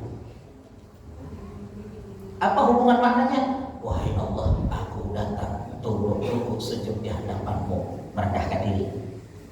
Tapi mungkin boleh jadi ibadah hambamu ini tertolak karena tidak terpenuhinya syarat-syarat yang bisa aku penuhi. Tetapi dengan na'budu, kalaulah ibadah hambamu ini ditolak olehmu, maka hamba hanya bisa memohon, jangan sampai ibadah saudara-saudara hamba-hambamu yang lain engkau tolak. Artinya kita merendah, merasa tidak sempurna ibadah kita, tapi kita mendoakan saudara-saudara kita agar diterima ibadahnya. Jadi di balik Al-Fatihah yang kita baca, kita sedang merendah, merasa tidak sempurna, tetapi kita malah mengangkat saudara-saudara kita. Saudara kita juga sama begitu. Dia bilang merendah, tetapi dia mendoakan kita. Jadi terangkatnya ibadah kita dan diterimanya ibadah kita karena doa saudara-saudara kita. Betul nggak? Disinilah hakikat keberjamaah. Makanya assalamualaikum, ketemu dengan senyuman, tapi balik di masjid keulang sini balik balik. Mustahil dia sama-sama rukuk, sujud, saling mendoakan agar ibadah diterima, tapi di luar saling bermusuhan. Nih, maksudnya ini iya karena betul prinsip, satu prinsip tauhid, dua prinsip ukhuwah. Paham nggak? Ya. Iya karena butuh, wa iya karena nasta'in. Ini dasarnya gitu, bahwa kita ini hidup berjamaah. Di balik keberjamaah ini adalah saling mendoakan kebaikan. Rasulullah merincikan bahwa saling mendoakan kebaikan akhirnya melahirkan khairun nas anfa'uhum linnas. Sebaik-baik manusia itu adalah yang senantiasa bisa memberi manfaat kepada sesamanya. Kalau tidak bisa memberi manfaat, maka jangan sampai menjadi sumber yang merugikan orang lain. Ini masih manfaat nggak bisa, malah jadi merugikan. Dengan cara apa? Hasad misalnya. Tahu hasad? Iri, dengki. Qabil hasad terhadap Habil. Ujung-ujungnya apa yang terjadi? Qabil membunuh Habil. Artinya kalau seseorang sudah dalam pikirannya ada hasad terhadap sesamanya, setan akan sanggup mensetir kehidupannya untuk bisa melakukan kejahatan yang paling buruk, yaitu membunuh. Saudara-saudara Yusuf hasad terhadap Yusuf, yang terjadi apa? Membunuh Yusuf. Setan. Ya. Jadi sebenarnya sebenarnya selesai ukhuwah kita kalau kita di antara sesama ini tidak ada dusta di antara kita. Jangan sampai ada saling hasad, iri dengki, alih-alih kita hasad kepada orang lain. Nih ada kuncinya. Ya. Innamat dunya li arba'atin nafar. Sesungguhnya dunia itu milik 4 tipe manusia. Atau dunia itu dihuni oleh 4 tipe manusia. Ya. Yang pertama, abdun razaqahullahu malan wa ilman. Seorang hamba yang oleh Allah diberikan karunia harta dan ilmu. Dia dapat hartanya, dia punya ilmunya. Ilmu maksudnya keimanan. Orang yang beriman tahu bagaimana cara memperlakukan harta, dia manfaatkan untuk jalan ketaatan. Ini kata Nabi seutama-utama manusia di hadapan Allah. Ya pakai harta yang punya untuk silaturahim, sedekah, berumrah dan sebagainya. Dia manfaat untuk ketaatan kepada Allah. Ini afdhalul manazil. Seutama-utama manusia di hadapan Allah. Tipe yang kedua, abdun razaqahullahu ilman wa lam yarzuqhu malan. Seorang hamba yang oleh Allah diberikan karunia ilmu, keimanan, tapi gak dikasih rezekinya. Karena dia punya ilmunya, bersahabat. Dia lihatlah sosok yang pertama dengan cara pandang begini. Sekiranya Allah karuniakan harta kepadaku sebagaimana si fulan, maka aku pun akan beramal sebagaimana amal si fulan. Apa kata Nabi? Fa ajruhu ma indallahi sawaun. Maka pahala keduanya di hadapan Allah sama. Jadi alih-alih kita melihat ada saudara kita pergi umrah berkali-kali, iri gitunya. Oh, saya mau lepas duit umrah hayo. Enggak dong, kita malah alhamdulillah ya Allah, semoga berkah umrohnya, segiranya Allah berikan saya harta, saya juga ingin berangkat umroh seperti ibu itu. Ibu langsung dapat pahalanya sama. Mungkin dia berangkat umrohnya nikmati, tapi ibu tidak bisa berangkat, tapi pahala di hadapan Allah sama. Jadi mending hasad atau mending husnuzon, itu maksudnya. Dan dunia banyak itulah. Jadi kalau ada orang melakukan kebaikan, jangan sampai iri, justru ya Allah semoga berkah. Ya, dia bisa bersedekah dengan itu semua. Saya juga kalau insya Allah diberikan kelebihan harta, saya akan melakukan hal yang sama. Pahala dapat. Itu kata Nabi. Tipe yang ketiga, abdun razaqahullahu malan wa lam yarzuqhu ilman. Seorang hamba yang oleh Allah diberikan karunia harta berlimpah, tapi tidak punya ilmunya, maka dia berpoya-poya dengan harta itu, melakukan kemaksiatan dengan harta itu. Ini adalah manusia buruk.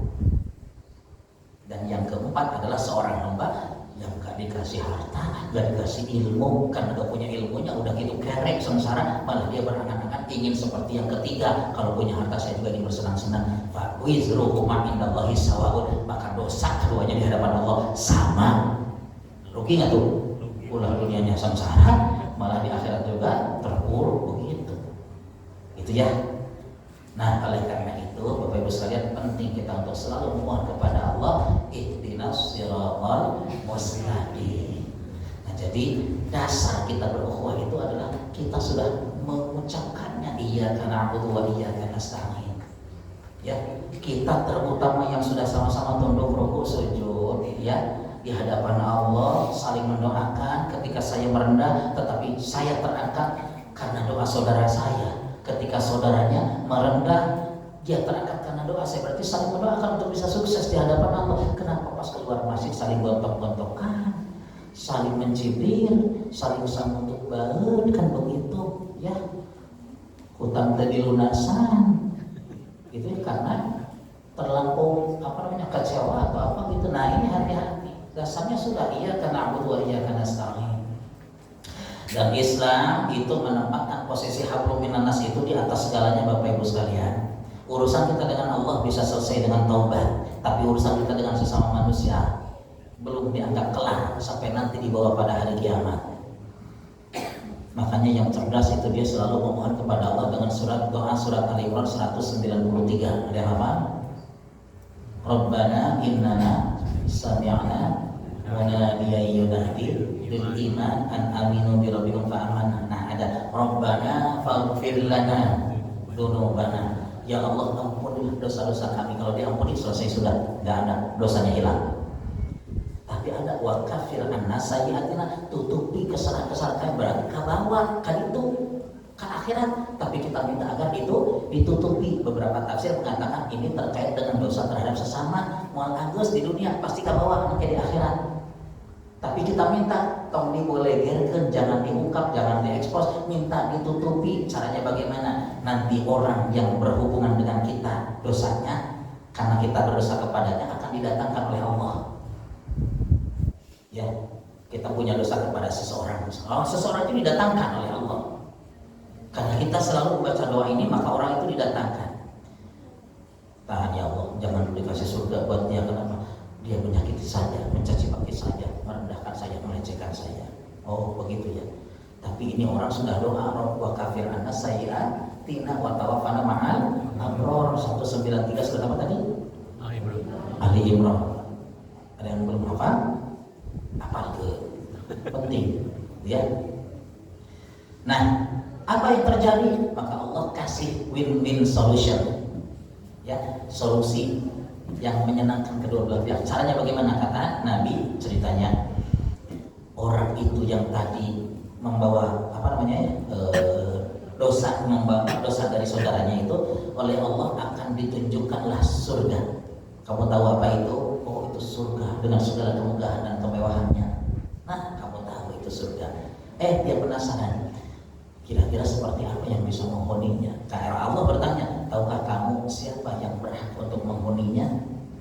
Ya nggak tahu lah, tapi ya kayak gimana ya Allah yang berhak menghuninya? Lalu Allah berfirman atau berkata kepadanya, yang berhak menghuninya adalah kamu dengan memaafkan saudaramu. Akhirnya dia maafkanlah saudaranya, masuklah dia surga. Yang tadinya saudaranya banyak dosa tertahan karena terhadap sesama, ditutup oleh Allah, masuk pula surga. Itulah hikmah membaca doa 193. Kecuali namun sudah bisa pastikan tidak ada dusta di antara sesama kita, silakan ke kedua doa kieu. Tapi bisa nggak memastikannya? Nah inilah ukhuwah kita seringkali terganggu dengan hasad, iri, dengki, ya, kesombongan dan sebagainya. Inilah doanya, Bapak Ibu gitu. Nah ini, nah ihdinas siratal mustaqim ya, salah satunya saya diizinkan hadir di sini menyampaikan. Berarti Allah sedang berikan arahan, bimbingan, petunjuk, ya.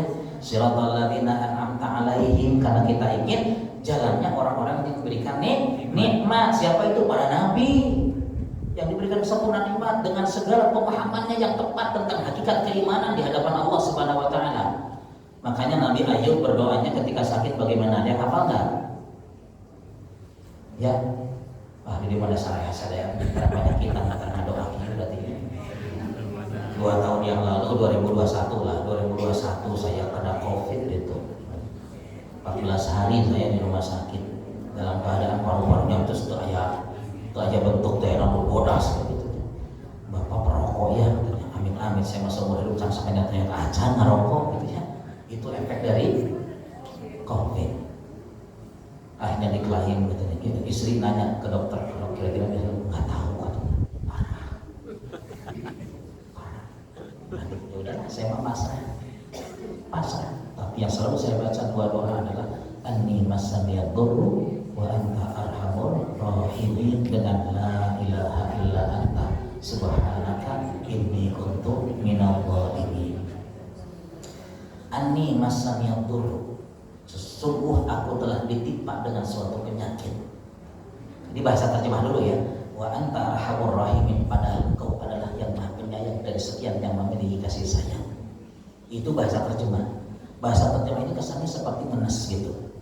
Sungguh aku telah ditimpa penyakit, padahal engkau adalah yang maha penyayang. Jadi ngenes gitu dengan penyakitnya. Ini doa Nabi Ayub diterjemahkan begitu. Saya kurang setuju, karena kata padahal juga nggak ada.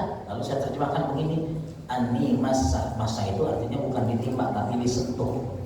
Disentuh dengan ditimpa sama beda. Kalau ditimpa ditekean, kalau disentuh diusapan, kira-kira begitunya.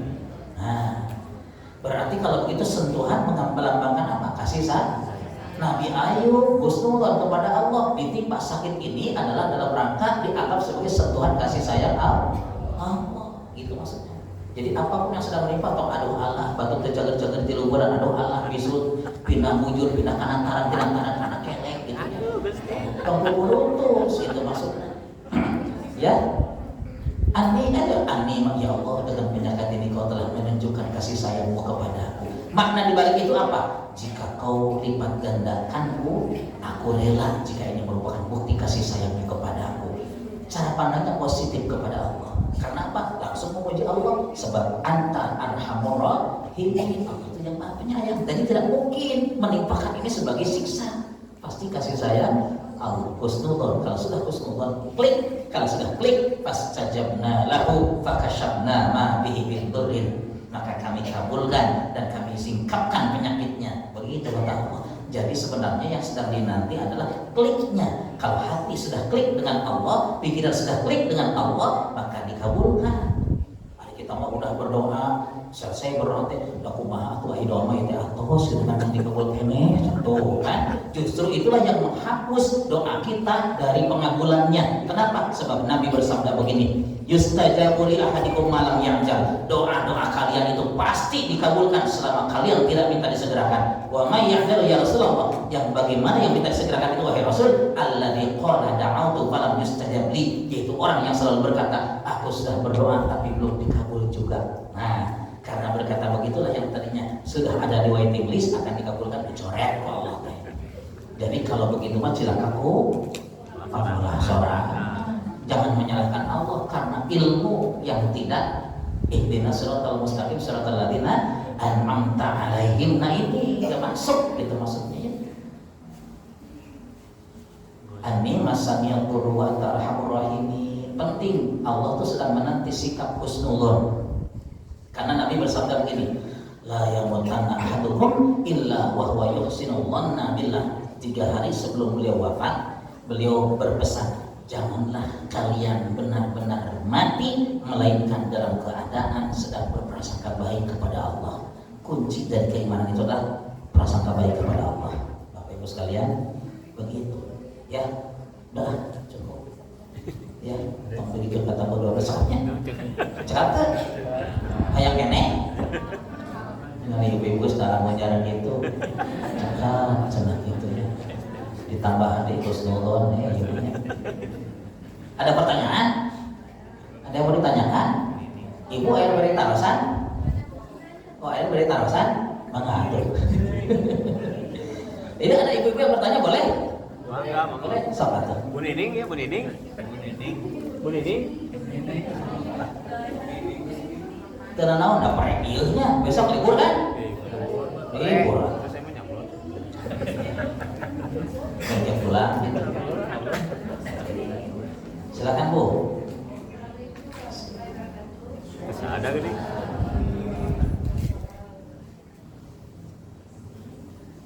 Ada suaranya, suaranya. Mungkin wirelessnya terlalu jauh atau gimana?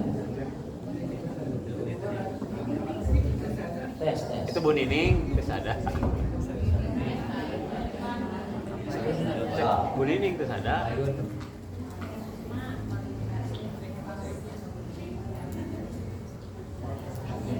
Bu Nining.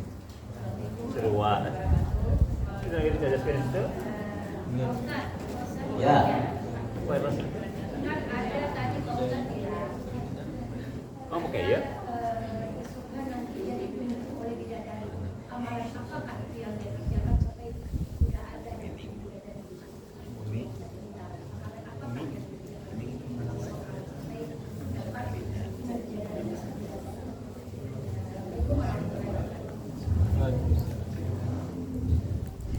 Ya, apakah syarat-syaratnya maksudnya?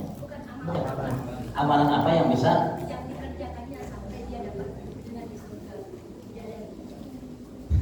Amalan apa?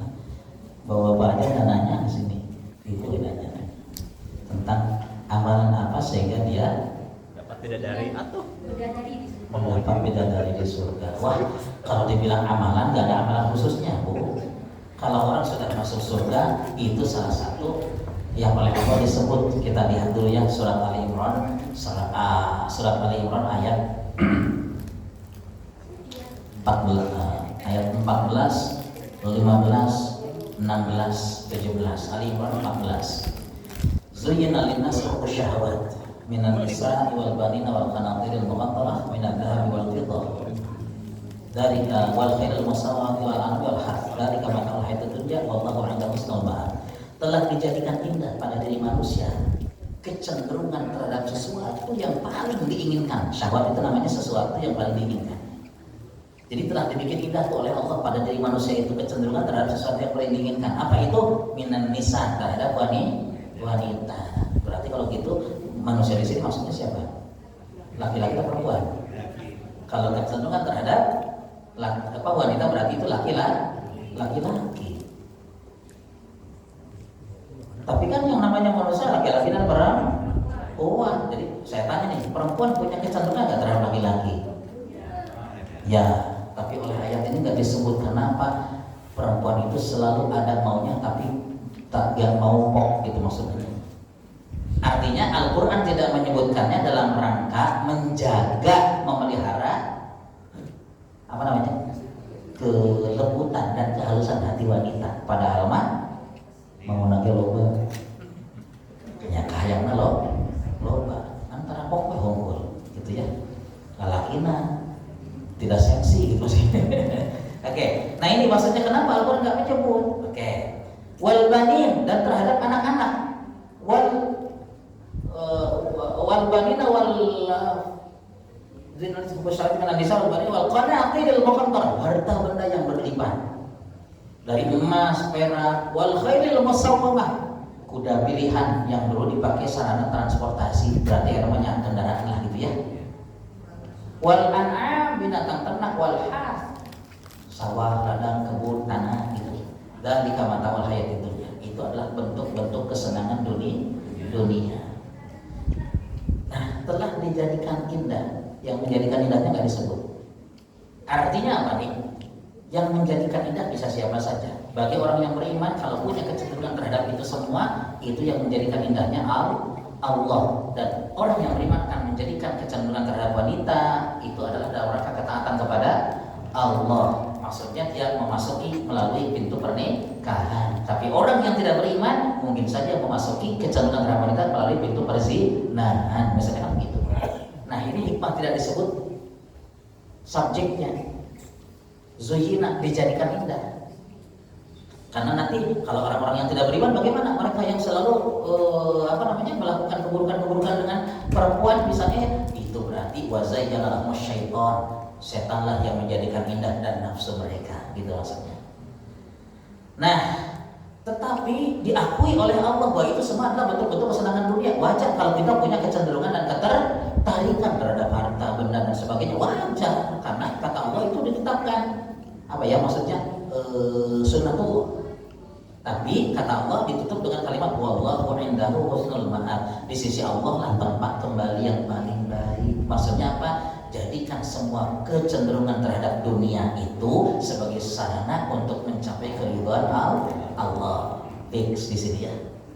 Nah, karena apa? Karena Allah menawarkan sesuatu yang lebih baik dari itu semua. Ayat 15. Qul a'unabbi'ukum bi khairin min dzalikum, maukah aku tunjukkan kepadamu sesuatu yang lebih baik dari itu semua, agar kamu bisa mengendalikan kecenderungan terhadap itu semua dan menjadikan itu semua sebagai sarana untuk meraih ridho Allah, karena Allah menawarkan yang lebih baik. Apa itu? Satu, lilladzina taqaw 'inda rabbihim jannah, Allah sediakan bagi orang yang bertakwa surga, jannatu 'adnin tajri min tahtihal anharu khalidina fiha. Berikutnya apa? Pengorbanannya untuk tidak menjadikan pasangan atau lawan jenisnya itu melainkan dalam rangka ketaatan, tapi dia tidak memperolehnya barangkali dalam kehidupan dunia. Wa azwajum mutahharat, nanti di surga itu akan disediakan pasangan-pasangan yang suci. Ini disebut dengan bidadari. Wa ridwanu minallah, dan keridhaan yang paling puncak yang akan Allah sematkan kepada orang-orang yang menghuni surga. Nah, jadi di situ tidak disebutkan kalau amalan apa sehingga dia mendapatkan, yang jelas siapa yang masuk surga dia boleh jadi punya jatahnya, punya jatahnya. Nah, kita lihat surat Yasin yang biasa ibu baca ya. Inna ashabal jannatil yawma fi syughulin fakihun, katanya. Sesungguhnya para penghuni surga itu pada hari itu ketika di surga fi syughul, mereka berada dalam kesibukan tanpa batas, fakihun, menikmati setiap kesenangan-kesenangan yang ada di dalam surga. Hum wa azwajuhum, mereka dengan pasangan-pasangannya riweuh rempong sibuk. Nah, itu kan baca Ibu surat Yasin ya kan? Fi dhilalin, terus apa ya? Hum wa azwajuhum fi dhilalin ala araik, di atas dipan-dipan yang indah, yang nikmat, yang nyaman. Fi dhilalin ala araik. Nah, kan begitu. Nah, tapi ini kan perkara boleh. Kalau begitu cuma laki doang yang dapat, ibu, bapak, ya. Suasana, perasaan dan hati di dunia ini nanti akan berbeda dengan di surga, ya. Karena apa ya? Di sini masuk banyak hitung-hitungan kene, tapi di surga udah nggak ada lah, udah bebas tanpa batas. Terus nanti gimana dong? Ya wallahu a'lam. Apa yang terjadi yang penting pastikan lagi masuk surga lah gitulah. Tom menyesalkan nanti kumaha gitu kan tahu salaki abdi kumaha atunya diriu ku bidadari ari abdi kumaha air marium moal yang penting mah geus asup ka surga heula. Nah, karena ternyata sifat penghuni surga itu sering disebut banyaknya laki-laki, makanya perempuan protes. Siapa yang protes? Istri Nabi. Ya Rasulullah, katanya ya, kenapa ini yang banyak disebut Rasul? Kau laki-laki, seakan-akan surga itu milik laki-laki. Rasul juga gak bisa jawab. Langsung ketika Rasul ceramah turun ayat surat An-Nur ayat 35. Surat An-Nur ayat 35, surat 24 ya. Ini saya ayat berapa? 35. Oke.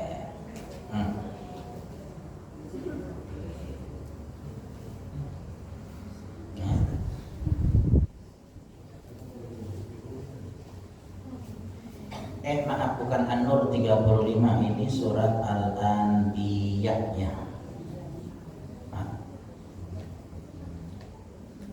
Surat di sana atau Al-Ahzab ya. Kira-kira cek dulu. Oh, Al-Ahzab Bapak Ibu sekalian, Al-Ahzab surat 33 ayat 35 ya. Nah, akhirnya Rasulullah memberikan jawaban sesuai dengan turunnya ayat ini.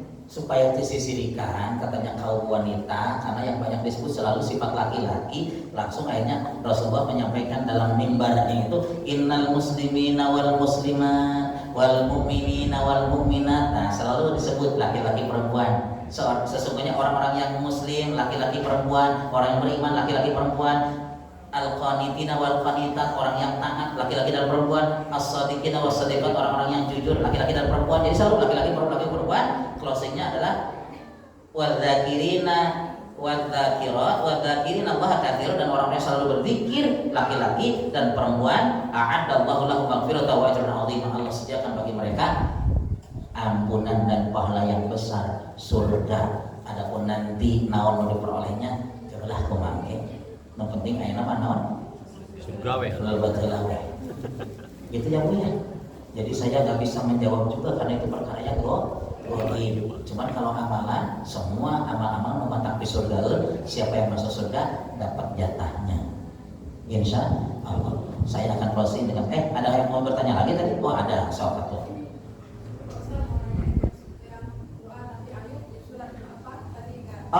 Surat Al-Anbiya ayat 83.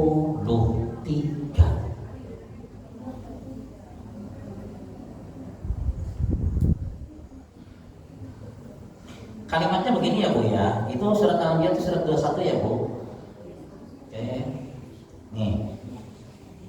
Kalimatnya adalah wa ayyuba idna rabbahu anni masaniyaduru, tapi doanya dimulai dari kata rabbinya. Bukan rabbahu tapi rabbi anni masaniyaduru wa anta arhamur rahimin, gitu ya. Ulang-ulang terus ya dengan tetap menunjukkan perasaan baik kepada Allah. Semoga sakit ini betul-betul bisa menghapuskan, menggugurkan dosa, karena saya itu udah kebayang waktu Covid itu ya, tiap hari Bapak Ibu sekalian, saya selesai khutbah Idul Adha tanggal 20 Juli 2021 selesai khutbah Idul Adha, badan terasa meriah, mulai ada gatal karena ceramah, semangat gitu, jadi batuk dirinya mulai nanti pas gitu meriang teh. Kalau meriang kan malamnya kurang tidur ya, biasanya kalau malam takbiran kan malam kurang tidur, jadi mungkin wajar saya istirahatkan, nanti sore mau silaturahmi ke rumah bapak saya. Ternyata malah semakin parah. 5 hari itu sampai saturasinya turun, nggak bisa makan dan sebagainya, dibawa ke IGD di Rumah Sakit Muhammadiyah. Kemudian di situ udah ini bapak positif COVID. Oke, kemudian di situ sesuai dengan kasus-kasusnya ini tidak dimungkinkan sembuh sesuai kasus. Udah kalau itu tenang saja lah saya. Karena apa? Doa tetap dipanjatkan. Karena apa? Kata Rabbukum ala nafsihi rahmah. Allah itu telah menetapkan sifat kasih sayang. Makanya kita kaji. Ya, ibu memang sadar sakit kalau kita terima menggugurkan dosa, tapi yakin dengan rahmat Allah harus lebih kuat. Sehingga kita terus memanjatkan kesembuhan. Biarlah kalau kemudian Allah takdirkan sembuh, alhamdulillah. Tapi kalau Allah takdirkan, mudah-mudahan setiap doa kesembuhan menjadi pemberat timbangan kebaikan di hadapan Allah. Itu saja. Pagi-pagi ada yang didorong, ditutup dari mulai kepala sampai ujung kaki. Satu sore ada, ya banyak yang lalu lalang bawa APD, jadi tiap hari yang tinggal itu. Tinggal tunggu giliran, kata saya tadi dalam hati. Udah, ya. Jadi kita pakai segala pikir. Tapi alhamdulillah setelah 14 hari Pak, pengobatan sudah selesai, obat semua sudah masuk, jadi Bapak sudah tidak ada pengobatan, jadi sekarang silahkan boleh pulang itu maksudnya karena udah gak ada tindakan lagi yang bisa dilakukan oleh pihak rumah sakit. Baik kalau begitu, ya pulanglah. Ya di situ juga kemudian kita terus saja berpikir kepada Allah, memohon doa, gak nyaman itu tidur apa, sampai kemudian istri yang senantiasa kan badan pegel atau apa tuh ya, bisa tidur itu jam 1 setelah dipijit semuanya gitu sama istri itu ya baru bisa tidur. Alhamdulillah, maksudnya ya salah satunya motif saya adalah ya Allah, jika kau perkenankan saya sehat kembali, sebenarnya saya hanya ingin menjadi fasilitator kebaikan untuk umat, dalam hal ini juga untuk orang lain, dalam ini juga untuk keluarga. Saya bayangkan keluarga yang masih butuh sokongan, dukungan gitu, ibaratnya seperti itu, jangan sampai mereka kehilangan. Itu saya satu motivasinya. Jadi intinya dalam berdoa itu apapun hasilnya, komitmen untuk melakukan kebaikan, gitu maksudnya. Ya, surat apa tadi Bu? Al-Anbiya ayat 83. Ayat 84 itu jaminan bahwa doa itu dikabulkan. Ibu sambung dengan ayat 87 ya, doanya Nabi Yunus. Ayat 87. Ya. Baik, Bapak Ibu sekalian, saya closing dengan sebuah cerita. Ceritanya adalah tentang Juhainah. Ada yang pernah dengar Juhainah? Kisah Juhainah? Belum? Oke. Ada yang mengatakan Juhainah itu nama kaum, sedangkan nama orangnya disebut Hunan katanya ya. Ini adalah kisah yang memilukan. Rasulullah menceritakan sosok seorang penghuni terakhir neraka yang dikeluarkan dari neraka. Maksudnya itu ya, penghuni terakhir neraka yang dikeluarkan dari neraka dan penghuni terakhir yang dimasukkan ke dalam surga. Kata Nabi, jika Hunan atau Juhainah sudah dikeluarkan dari neraka, maka semua yang ada di neraka tidak lagi punya kesempatan untuk keluar dari neraka, karena dia adalah yang terakhir. Makanya ada tongkat belaanku Juhainah. Ya. Berapa lama dia mengalami kehidupan dalam neraka? Ribuan tahun. Yang satu harinya, kalau kita lihat dalam surah Al-Ma'arij, ta'rujul malaikatu ilaihi fi yaumin khamsina alfasana. Malaikat naik menuju Allah dalam setiap harinya sama dengan 50.000 tahun. Bayangkan kalau ribuan tahun di akhirat berapa lama dikalikan 50.000 saja. Nauzubillah, itu yang dialami oleh Juhainah. Ribuan tahun terpuruk, tersisa di dalam neraka, jatuh, bangun, terbakar, hangus, pingsan, dibuat sempurna lagi, jatuh lagi, pingsan lagi, terbakar lagi. Pokoknya semua penderitaan sudah dirasakan oleh Juhainah. Tapi dia terus memohon kepada Allah, diselamatkan. Akhirnya diantarkanlah dia menuju pinggir neraka yang hawanya masih terasa, gitu ya. Alhamdulillahirabbil alamin, Allah telah menyelamatkan darimu wahai api neraka, katanya begitu ya. Tapi hawanya masih terasa, ya, hawanya masih terasa, sehingga oleh Allah ditunjukkanlah ada sebatang pohon rindang dengan daun-daunnya, kemudian di situ ada air yang mengalir. Ya Allah, dekatkanlah aku ke pohon itu, katanya, karena kerasa hawa. Allah kemudian bertanya, katanya, apa namanya? Ini apa ya? Satu-satunya hamba yang terakhir kan dikeluarkan dan dimasukkan ke dalam surga juga terakhir. Ini dibercandai oleh Allah, diherian ku Allah teh. Ya, dia memohon agar didekatkan ke dalam pohon itu. Kemudian ditanya, kalau kau sudah memohon kepadaku, kamu mau mohon lagi enggak? Katanya, enggak ya Allah, yang penting itu aja, dekat ke situ aja, di sini panas banget, pokoknya udah enggak kuat, gitu ya. Akhirnya oleh Allah didekatkan dengan pohon itu, bersandarlah dia dengan kesejukan pohon, mengalir air minum segar. Ditunjukkan lagi pohon yang lebih rindang lagi. Ya, nah kayaknya di situ lebih enak deh. Ya, ya Allah, katanya, izinkan aku untuk bisa ke pohon itu. Bukankah kamu tadi mengatakan kamu tidak akan memohon lagi kepadaku, katanya gitu ya. Tapi orang itu, Junainah itu mengatakan, kalau bukan kepadamu, kepada siapa lagi aku berharap, katanya begitu. Didekatkanlah oleh Allah ke pohon itu. Tapi di situ akhirnya dekat ke sebuah tempat di mana di situ ada gelak tawa orang-orang yang bersuka cita. Oh, meureun ieu surga tehnya cenah kitu. Tapi sigana tos pino sahaja si kadinya itu Juhainah. Nah, kamu mau masuk ke sana? Iya ya Allah, katanya begitu. Tapi kayaknya udah penuh ya. Kamu boleh bisa masuk ke sana. Kau bisa memiliki sebesar dunia dan seisinya, bahkan 10 kali lipat dunia dan seisinya. Nah, belum dunia dan seisinya itu udah gede. Akhirnya diberi 10 gede. Tapi anu bangka bocorna menang 10 kali lipat dunia dan seisinya. Bahkan orang yang paling rendah ada di surga, pembantunya tidak kurang dari 300 orang. Anu ngaladenanana aya nama urang di imah boga 2 wae geus riweuh nya teu bisa ngagaji. Aya di ditu 300. Udah gak bisa kebayang geus aya mah sing gatal teh ibadahna lah gitu nya. Tong hasan we ka batur gitu maksudnya. Ya, pastikan di antara kita tidak ada dusta. Biarlah nanti tanggal 14 berjalan apa adanya, kita terima siapapun yang terjadi, jangan sampai kurang saling kecewa antara satu dengan yang lainnya. Gitu ya, betul nggak? Yang penting adalah apa yang terjadi bisa berjalan dengan aman, lancar, sesuai dengan harapan. Gimana jawabnya, Bu? Amin. Jangan pun ngadoa gitu jawabnya. Ya, baiklah, cakapnya. Bapak Ibu sekalian, udah cukup kali ibu-ibu terus beberes gitu. Terus kata runtah di keluarga diasupkeun deui, di keluarga diasupkeun deui. Aduh.